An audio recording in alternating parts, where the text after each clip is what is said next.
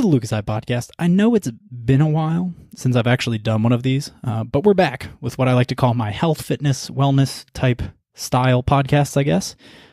This is actually why I started the podcast, was because I have a huge passion for health, fitness, and just being as optimal as possible when it comes to performance and all those types of things. So again, that's why I started the podcast before I started doing interviews and everything. If you guys have been with me for a while, you'll know I like to break down these types of topics, talk a little bit about the studies and the research, and then just from what I can garner from it and see if I can improve my own performance that way. And if it helps you guys, cool. All right. But I want to put a disclaimer real quick. My usual disclaimer, if you guys have listened to me, I'm a big guy on disclaimers. I have no degrees, and I don't have any certificates, and I'm not a professional in any sense when it comes to the health fitness industry and everything like that. This is just a passion of mine, and I just like doing the podcast to talk about it and learn about it. So like I said, it's episode 19, and we're going to be talking about RMT, so respiratory muscle training, and why I use the O2 trainer, which is a respiratory muscle trainer. And it's something that I use almost every day in order to train my breathing and improve my performance. Now, before we get into all of that, they aren't a sponsor of the podcast or anything. I just love the product, and I asked them earlier last week if they would mind me just talking about it on my podcast, and they said it was okay, so I just felt like I wanted to talk about it because, again, it's just a product that I use, and I really enjoy talking about things that I use because maybe it'll help other people. So before we get into the actual product of the O2 trainer, for the podcast today, a little bit of a rundown. I'm going to talk about RMT. I'm going to be going over the history of breath training, why I use something like the O2 trainer, and why it's a little bit different than, say, like Wim Hof breathing or other breathing exercises, which are all really useful, but adding something like a breath trainer can really amplify the work you're doing when you're specifically trying to increase like lung capacity or things like that. Then I'll do a breakdown of the O2 trainer. I'll compare it to some of the other popular products that I've used or that you guys may have heard of, and why I use it over those. And then also cover some of the science for respiration trainers in the segment. Excuse me, sorry about that. And then I'll close off with how I use the O2 trainer and how you guys can use it to improve your breath and perform better. But to start off, and before we get into the equipment, we have to ask ourselves, what exactly are we talking about here? And the topic which all of this is based off is respiratory muscle training, or RMT. RMT is just the improvement of using your respiratory muscles by doing exercise for them. Basically, it's just like weight training for the muscles that help your lungs work. So again, in order to breathe, you use all these muscles, and you can improve them actually by doing RMT. Much like you do your normal weight training to increase the effectiveness of all the muscles that like immediately come to your mind, you can do exercises to improve your lung function as well. And just in case, just in this case, you have to be a little bit more creative with how you increase your resistance or when it comes to doing your breath work. For a typical workout, you can just increase the resistance by upping the weight or using other strategies. You don't really have the same tools in your tool belt when it comes to breathing and accessibility wise. Like if you go to the gym, you don't really have breath trainers just lying around there. At the gym, you typically have all the weights that you need to grow and improve your workouts and everything like that. But for respiratory training, you have to go do a little bit of research yourself and do some online shopping in order to get the proper tools. And there's also some hacks that you can do. But as you'll see later, I find the most effective ways are actually going out and getting one of these tools. And a bunch of creative people have actually invented these in order to train your lung function, is these respiratory muscle trainers. And before I get to the devices again, I want to talk a little bit about RMT, so the actual history of it and everything like that. It's been around for many years and was primarily targeted towards people with diseases where their breath was effective. For example, when I looked online at Physiopedia, it states that it can help people with asthma, bronchitis, emphysema, COPD. So a lot of these breath diseases that come to mind, you can help a lot of them. I also looked at a Duke Health website, and even speech pathologists, it seems, are using this for people whose function have deteriorated because of a slew of health issues, say MS, Parkinson's, sleep apnea, just to name a few of them. And then they use these to help them. This is where I assume it got its start, because if people are having difficulty breathing or completing certain tasks, you would want to help them and find a way so that they could improve that, obviously. And eventually, these RMT devices, I'm assuming, came out. I didn't go too deep into the history. But also, as they find that that helps improve people that might have a disease or anything, this was eventually adopted by athletes as an easy connection. If you can breathe better and perform better than anybody that you're competing against, that's always going to be a step ahead. And so that's definitely why that came about, because you want to have that advantage. And there's 3 ways that you can primarily do RMT. There's inspiratory training, which is training the muscles that when you breathe in, and then expiratory training, training those muscles that when you exhale. And then the third way is just a combination of the two. So either providing resistance when you breathe in and out, or doing one of the other two by themselves. And from there, you can already see the lines that can be drawn on how to most effectively train these muscles in order to get the most out of your training sessions. Some of the questions that immediately come to me and that I ask myself, should I only do inspiratory training, which you'll see is something that is important later on, or should I only do expiratory training? If not, if I shouldn't do one or the other, as a lot of things are, is there a good ratio? And is there a ratio that I can find to use these two so that I can train right and improve myself as much as possible? From there, now I ask myself, how do I start training these muscles the proper way once I know the ratio? So say we have a ratio, say it's 50-50, just to use a basic start-off point. Now I need a way to properly train those. And this is actually a good segue into how RMT actually works and some of the studies behind the actual training. So RMT, we now know that it's just training of these lung muscles in order to increase our ability to perform. And then I ask myself, does this actually work, and how does it work? This has a lot of layers, so it's something I really enjoyed looking at when I was writing all the notes for this podcast. Does RMT actually work, and how does it work? And the short answer is yes, it does work. But again, I want to go into it a little bit more. I pulled up a meta-analysis published in 2013 in the Journal of Strength and Conditioning Research. It was titled Effects of Respiratory Muscle Training on Performance Athletes, a Systematic Review with Meta-Analyses. For those of you who don't know, I don't have too much information on my listener base. I know a lot of them I know personally. So if you guys aren't familiar with meta-analyses, this is where they compile information from different studies together, and then they try to see some common findings or if they can get some sort of final answer on all of these for a certain topic. This one is perfect for our purposes because they specifically look at the performance in athletes. So the one that I pulled up looked at athletes specifically, and whether or not they got a boost from doing these respiratory exercises. The studies that fit the criteria for this meta-analysis they ranged from all the way back in 1946 to July 2011. After this, they also had several parameters that they made sure were met so that the study could then be qualified and added into the meta-analyses. It had to focus on athletes, 1.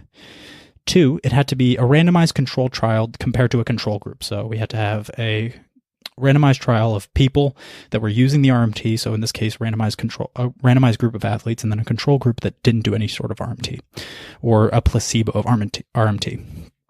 The study then had to have results from sports performance. This means you had to have numbers concerning like VO2 max, which is one of the most well-known, as well as how well your respiration muscles improved and the function, as well as other aspects like how much capacity your lungs could carry or how fast you could pull everything in for the air and everything like that. Also what I just thought was funny is that one of the criteria was that the articles actually had to be published in English. But from there, they looked at some studies and they found some interesting things. So there were 426 people total that when you took all the studies together that were included, so for the data. And they ranged from anywhere between 15 years old and 40 years old. So you have a wide berth of all these people. You have a wide berth of age groups in order to get some of your data from. And you have 426, you have a good number of people. And then the majority was men. So it's unfortunate when looking at data, if you can't get an even count of men to women, because again, things function differently between men and women. I believe it was 80% were men. So unfortunately, we didn't have, or in this analyses that I looked at, it wasn't 50-50, but at least we got some sort of representation for both. And overall, they found that people who did resistance training for their lungs found a better improvement than the controls who exercised normally. They also found that people who were doing sprint-like competitions saw greater improvements than those in endurance sports. In their conclusion, they also had some really interesting points. They concluded that RMT does help out with performance in athletes, but in order to maximize this, they actually had a little tidbit hypothesized that you'd want to do it in conjunction with breathing activity levels required by your sport. This would mean that if you're doing sprint-like activities, then you would want to use these trainers while you're doing sprints, or if you're an endurance athlete, then you would be doing it on your endurance workouts. So you would want to be doing, or if you're doing specific workouts, if you're not actually doing sprints, but if you're doing a certain workout complex, things that have a similar load on your lungs when it comes to activity-wise compared to your sport. And if you think about it, this makes sense when you break it down a little bit more. If you just kind of just think about it and try to think your way through it, you would want to improve your lung function when you're doing your activity specifically. And at the rate which your breath is going, it's going to be different if you're doing a sprint as opposed to a marathon. So that's the differences there. And so you would want to use, you'd want to use this on top of your normal training regimen in order to improve your muscle function in those situations. The only question I would have here in this logic is that if you're affecting your breathing too much doing this, then are you forcing yourself to breathe differently when you're doing activities, when you're using RMT devices? So do you see a degradation? Say, hypothetically, for an example, if you're only using RMT trainers while you're doing sprint training, and you always do that when you go and do competition, will your breathing be negatively affected? It doesn't look like it from these results, but they didn't test specifically for that. They just looked at overall improvement from using RMTs, or from doing RMT and using these devices. And this is actually another good transition, because understanding that doing RMT is effective is good, but how do we actually do it? So now that we have a path, we don't have the path yet, but now that we have an idea of what we need to do, we can start set at the foundation for a path of how to move forward and really make effective training methods for RMT. There are several ways that you can actually approach respiratory training. To start off, we need to find a way to effectively increase the resistance and load that we have on our breathing, because that's how we're going to improve it, is increase the resistance. The easiest way to do this, actually, if you guys haven't before, is to imagine breathing through a straw or even pursing your lips and sucking in the air as strong as you can. Like that. What you'll notice is that immediately, in order to get the same amount of air, you have to work your breathing muscles harder because you're trying to pull the air through a smaller space, especially if you breathe really fast. If I really try to pull all the air in through that tiny space, it's going to be a lot harder than if I just used complete open mouth. Now, pursing your lips all the time when you're breathing or using a straw can be a lot to juggle. Just imagine when you're really trying to focus what you're doing in your workout and push through that last set or that last sprint, and all the while you're focusing on keeping your lips pursed so that you can get some respiratory training in. As you can probably guess, it's more effort than necessary because you're already trying to focus on pushing through the workout. So especially when you get to those last couple sets, that is all you're focusing on. You wouldn't be focusing necessarily on pursing your lips, or at least I wouldn't in my situation. It'd be really difficult for me to juggle all those things happening at once. Now, straw is a pain because it's not very ergonomic, and also there's no variation settings. I can purse my lips to different diameters, but I can't actually change the size of the straw unless I bought a bunch of different straws for each workout. And you can use that, but again, that's a pain because some days you're going to want to change the amount of resistance. So if you just use the same straw all the time, you're not going to be able to change the resistance. You could alternatively, so this is another way that you could do some sort of training for your breath. You could move to areas of high altitude because the air is less dense there, just because of the atmosphere. And you're going to have to put more effort to get the same amount of oxygen because of the density. Now, there are several points here. First, not everyone can just up and move to an area of higher elevation for their training. Second, this is not actually the type of training we're focusing on today. We're focusing on increasing load and resistance for your breath. We're not looking at elevation training, which is something specific. One of the products I'm actually going to talk about today is the elevation training mask. Its inspiration was actually to simulate training at high altitudes. But there's one very important point to note here. So if I'm using, let's say the elevation training mask down at where I normally train. And this is the note that I want to point out, is that using the trainers I'm talking about does not actually change the ratio of oxygen where you're breathing. They simply make you work harder for each breath by adding load in a similar way to the straw or pursing your lips. So if I put the mask on and I'm breathing at sea level, it's going to be harder for me to breathe, but I'm not actually changing the oxygen content or the density of oxygen within the air. So I'm getting less oxygen for breath, maybe because I have to work more and I'm not breathing in as much, and I have to take more breaths. But again, that oxygen content is not actually changed, or this is my understanding of it. So again, since that in my opinion, we have to move to a different alternative, because again, you can't just move. And this is where these breath training devices come in, or these breathing training devices. They give you the difficulty of breathing required in order to improve your breathing muscles, and you don't have to move. So if you want to train at high altitude, which by the way is a whole nother topic, and that is for a different podcast, that is something that has had its own field of research that is extensive, and people have really looked at is, can I really improve from training at higher altitudes other than lower ones? And many people would say yes, and then there'd be some people that say you just sleep at higher altitude. But again, that is not the topic that we're covering today. So I've been building this whole podcast up now. And so what are these breath training thingamabobs that I've been talking about? And one thing I want to note about all these products that I really like is that once you increase the resistance for breathing, it forces you to breathe properly into your core, because you have to suck in the air and use all the muscles, because it isn't passive anymore. So when I'm breathing normally, although it requires some effort, it's somewhat passive, because there's so much air traveling through a larger space. When I decrease that space, or when I make a resistance, I'm going to have to work harder to get all that air in. So as you can see, it's going to make you work harder and breathe more properly into your core. So I actually own 3 different ones made by different companies, and the ones that I'm looking at today that I'll be talking about that I actually have experience with are the elevation training mask, which most of you are probably familiar with, the Power Lung, which is possibly less known to many of you, and the O2 trainer, which is the one that I personally use now and was the inspiration for this podcast. I just want to put one more quick disclaimer here, because I'm going to start talking about the products. First, I'm not a doctor. I have no degrees in fitness, nutrition, health, wellness, and performance. It's just passions of mine. That's why I talk about them. Second, and this is an important one, is safety. If you decide to use any of these trainers after listening to this podcast or reading about it on your own, be safe and don't do anything that would jeopardize your health. If you're worried about anything, if you feel dizzy or anything like that, contact a professional. Even if you're just worried about it, contact a professional and then they will help you. And the last thing is, I don't have any affiliations with these companies. None of them sponsor the podcast, and none of them pay me. I did reach out to O2 Trainer, like I said earlier, because I personally use their product and I love it. So I wanted to reach out to them and ask their permission for me to talk about it on the podcast. I just want to be transparent with you guys and let you know that before I talk about the products, that I use one of them, which is also the reason why I want to do this podcast. And I wanted to learn the science and break down and compare the 3 that I've used.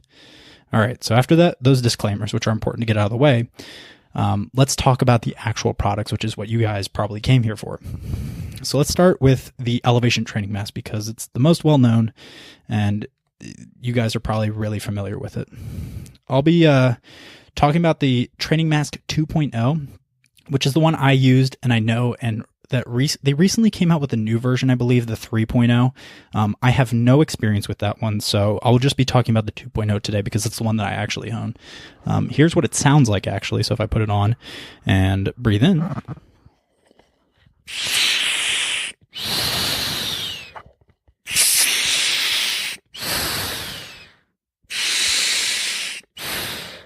All right. That probably sounded funky for you guys. Sorry for your headphones. But one thing that I really like about that mask design is that it covers your whole face. So I'll try and visually do this for you guys and describe it because I don't have video. It forces you to breathe through the mask no matter what, because it also covers your nose. Coincidentally, this is actually a downside for me because of the rest of the design, because it forces you to exhale with resistance, which that's one of the primary reasons why I use the O2 trainer, and we'll talk about it later. It has a cloth mask portion. I don't know what the actual makeup is. I'm just going to call it cloth for now. And it goes around your head, and it wraps around so that you don't actually have to worry about keeping it in your mouth or it falling off or anything like that. And it's actually really well done. It also comes with an extra strap that you can do that goes on the top of the head to hold it more securely. The breathing portion has 3 valves, 2 for breathing in and 1 for breathing out, and all of them have resistance. You can cut this down to 1 breathing in valve by covering up one of the portions, and then you have only 1 breathing out valve. So just 2 valves are being used then. And then obviously the mask covers your mouth, so there's the opening where you breathe in. And also for more variation, the breathing valves have caps that come with them, and you can switch them out. They have a different amount of holes on them, so it changes the amount of resistance that you get. The only thing that this is personally for me is that with this variation can be a bit of a jump, because so on the first cap there's 3 holes, on the second cap there's 2 holes. You can do a combination of the two, but I find that it's more of a jump in resistance. I might be using it wrong, I don't know, but there is more of a jump in resistance than the other two, which is a very large variation to all of them, so that you can have more specific resistance measurements. Also, one cool thing that I like about the mask is that you can actually switch out the sleeves that hold in your face. It makes it pretty cool. I know the Bane one is really popular, and it's just really cool, and it's something that I want to point out. In a study published in the Journal of Sports Science Medicine, they actually tested this mask specifically, the 2.0, so not the 3.0. The article is actually called Effect of Wearing the Elevation Training Mask on Aerobic Capacity, Lung Function, and Hematological Variables. I think I got that right. And now, the one issue is that they didn't test high-level athletes, I believe. I would like to see, personally, because I consider myself a bit of an athlete and I really want to improve my performance as an athlete, I really like to look at high-level athletes. They tested moderate athletes, so I'm sure it was fine. In a 6-week high-intensity program into 2 groups, 1 control group and 1 mass group. Both groups saw significant improvements in all the areas that they looked at, ventilatory threshold, pardon my pronunciation, power output, respiratory compensation, and the big one, which a lot of people look at, is VO2 max. One thing to note, though, is that there was not a difference in the magnitude between the groups of VO2 max and the control. So they changed at the same rate for the control and the people that use the training mask. It runs for $6.99 or $69.99 normally, but I think it's on sale right now actually for $49.99. So you save $20 on their website. So this is a nice thing too, is that it's not super expensive, which is one of those things that I like about it. And then, so those are the details on the elevation training mask. So now we can move on to the next one that I used, which is the Power Lung.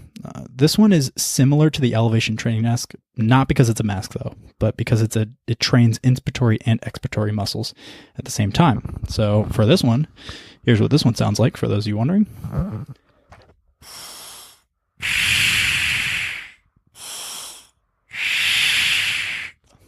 Again, I apologize for your headphones. This one has 2 valves and it has a mouthpiece. It extends out and has inspiratory pieces and an expiratory piece, or and a single inspiratory piece and a single expiratory piece that all go into one conical area, and then that attaches to the mouthpiece. And the nice thing about this one is I think it has the most variation out of all the ones that I'm talking about, or at least in my head it does. Because the way you up the resistance on it is based on a spring that you have to push the breath against, or the air against, in order to pass it and open up the valve to then breathe out or breathe in.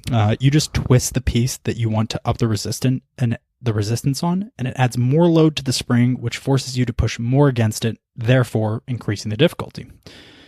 This one is actually the one that I found to use the most difficult, because it comes in actual varied settings.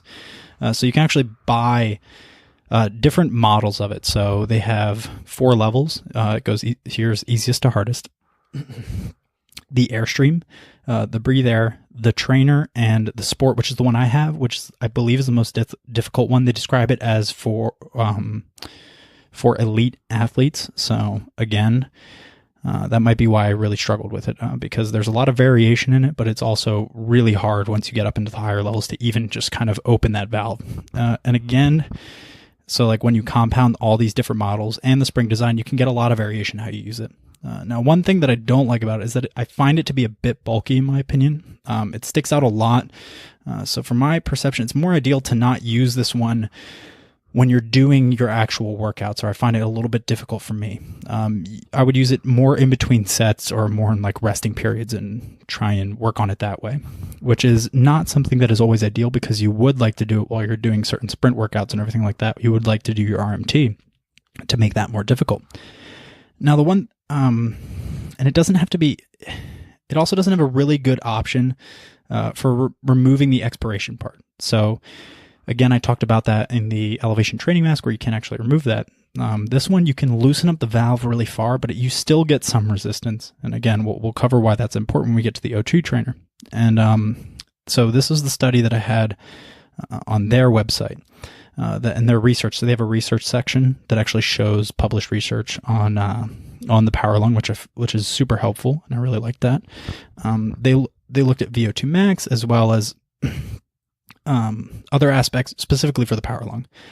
For this study that I pulled off, they tested elite young male soccer players, and they used the power lung device 5 times a week for 4 weeks, and they found that the recovery time in between each of these sprints significantly improved with the help of RMT and the use of the power lung. But they didn't see a significant increase in VO2 max, which is, again, something similar with the elevation training mask. And it's one of those questions that comes up to me: where does this come from, and how can we solve that?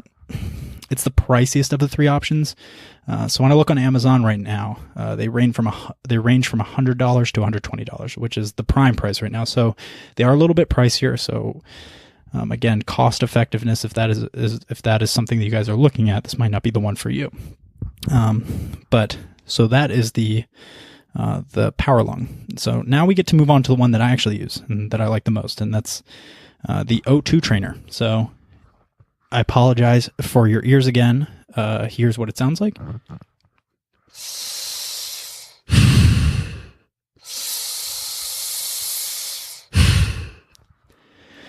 Now,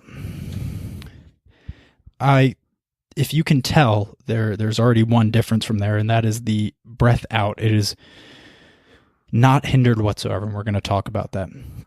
So I heard about all these products actually on different podcasts, so thank you, podcasters, for putting out good information for me to find tools to improve my workouts and make myself more optimal. This one I actually heard about on JRE with actually Bas Rutten, who's the developer. I believe I pronounced his name wrong. I'm sorry. I think he's the inventor of the O2 trainer. He's very involved with it. He was talking about it and had some interesting ideas, which after listening, I decided to purchase one and give it a shot. After that, I haven't looked back since after I got it, and I really love using the product. And again, that's why I made the podcast today. When he was on the podcast, he described how he used to struggle with asthma. It was an infection, and when he would breathe, it would make it really difficult to perform. And as a successful MMA fighter, if you guys know him, this is really important to get right, especially since the consequences for losing or missing a step or breath or whatever is really dire. There's a bunch of different ways it can go, but one of those ways being you get knocked out. And so something that he noticed, though he felt like his breathing would get better, sometimes he would notice that his breathing would get better actually after having a difficult time breathing in for a little bit. So I think this one's off the top of my head. This actually isn't in my notes, but I think he described sometimes at night where he was struggling to breathe, and the next day he would actually perform a little bit better. This led him to think eventually invent this product, and this is what sets it apart from the others in my opinion. When he was breathing, it was constricting the airway, making it difficult for him to breathe in because, again, there was resistance because you're decreasing the diameter, and this was from his infection. And now, I don't know the exact details here, but from the invention and the way it works, I would logically think that he wasn't having much trouble breathing out. It was mainly breathing in. And that is because the O2 trainer is actually only an inspiration trainer. So where the other two, you have resistance when you breathe out, there is no resistance when you breathe out when it comes when it's on the O2 trainer. That makes it unlike the other ones that I talked about today. It has 3 holes, so this is how the actual product is. It has 3 holes, a mouthpiece to breathe with, to breathe in, 1 hole that is a small diameter for breathing in. This is, you can actually use different pieces and remove that one and put new ones on to decrease the diameter size. So you actually get a large variation. I believe it comes with 15 pieces, 15 different sizes ranging from, I believe, 50 millimeters down to 1 or 2, I think. So a pretty small distance, and it can make it really difficult to breathe. And so that, again, which is the whole purpose of it.